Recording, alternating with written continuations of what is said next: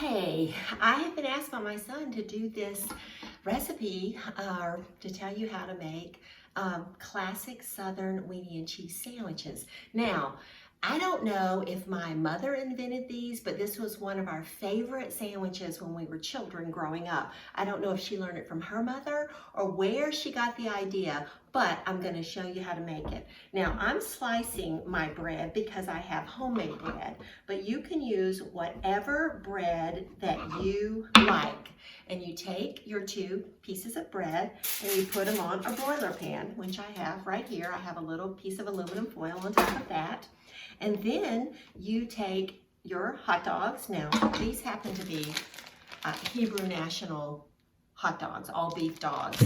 I prefer Nathan's, but when we were at Costco yesterday, my husband wanted to get these. Last week when I made these, or a few days ago I should say, we had Oscar Mayer because the grandchildren had been here and we had bought Oscar Mayer dogs to grill for them on the grill.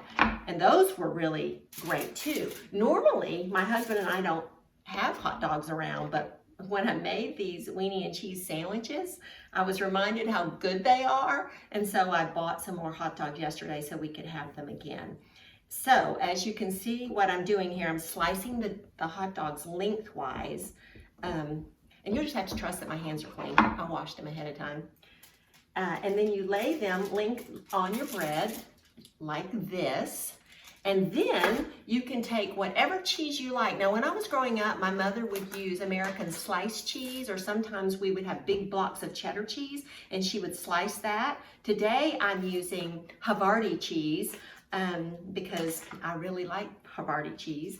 The other day when I made it, I used palmetto cheese. Well, it's really pimento cheese, but we have in Pawleys Island, they make this, Pawleys Island, South Carolina, and it's so good. They make a jalapeno brand and they make a regular milder brand. I used the jalapeno pimento cheese the other day without a piece of sliced cheese, and it made the bread on one side kind of crumbly. It's still delicious, but I thought today I'm going to lay the Havarti cheese and then spread some palmetto cheese right on top of the Havarti. So you do that, and you can see I have this all laid out, and then I put it in my toaster oven. And one of the things I do in this toaster oven is I leave it open because sometimes I have a tendency to forget about it, and then it burns. Although, to be honest, my husband likes burned stuff if it's not too burned. But here is one that I already made, and I'm going to show you the next thing. You can see how the cheese is nice and brown, and the hot dogs are toasty. Now you can do it longer if you want it to be a little more cooked or a little more like toasty. But then what you do is, I should have had my ketchup out already, but my mother always drizzled ketchup right across the dogs. And sometimes we didn't really care for the mustard when we were growing up, but you can drizzle mustard on it. You can put relish on it. Whatever you like. And my mother sometimes would take iceberg lettuce and lay lettuce on it, and then the lettuce would get a little bit wilty. It would be so good. And then you just put it on your plate. Well, I just dropped one of the dogs, but you put it on your plate and you close it up like that.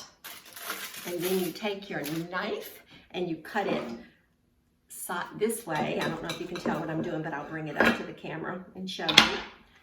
Do it this way, and then you have a nice sandwich to eat. Now imagine if you really like lettuce, you could have that in there. You could have mustard in there. And you can also, if you like your bread to be more toasted, you could toast your bread in the toaster first. My brother sometimes would do that. Toast it and then do it this way if you want your bread to have more of a crunch to it. But that is how you make classic Timmonsville, South Carolina weenie and cheese sandwiches. Enjoy.